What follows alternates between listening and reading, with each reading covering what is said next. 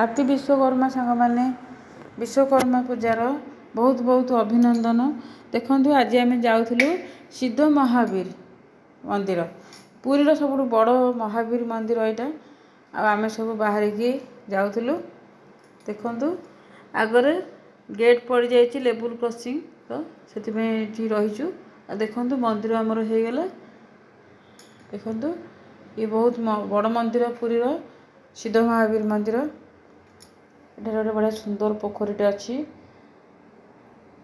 ଦର୍ଶନ କରି ମହାବୀରଙ୍କୁ ବହୁତ ଭଲ ଲାଗିଲା।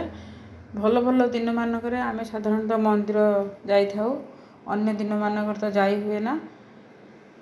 ଦେଖନ୍ତୁ ମନ୍ଦିରରେ ଗୋଟେ ହୋମର ଆୟୋଜନ ଚାଲିଥିଲା, ହୋମ ଚାଲିଥିଲା।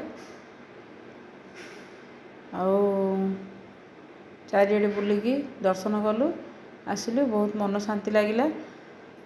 ମନ୍ଦିରରେ ଯେଉଁ ଶାନ୍ତି ମିଳେ ସେଇଟା ଆଉ କେଉଁଠି ବି ମିଳେ ନାହିଁ।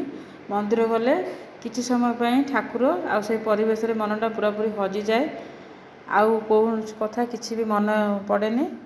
ଦେଖନ୍ତୁ ବହୁତ ଭଲ ଲାଗିଲା ମହାବୀରଙ୍କୁ ଦର୍ଶନ କରି।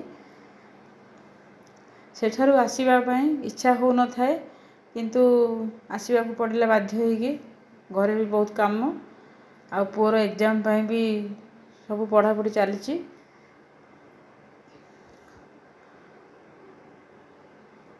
ଅଧଘଣ୍ଟେ ପାଖାପାଖି ମନ୍ଦିରରେ ରହି ଆମେ ଆସିଲୁ।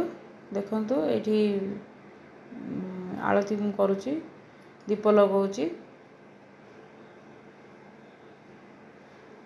ବଢ଼ିଆ ମନ୍ଦିର। ଆପଣ ପୁରୀ ଆସିଲେ ଏଇ ମହାବୀର ମନ୍ଦିରକୁ ଆସି ଦର୍ଶନ କରିବେ, ଆଉ ଠାକୁରଙ୍କର କୃପା ଲାଭ କରିବେ। ଧନ୍ୟବାଦ।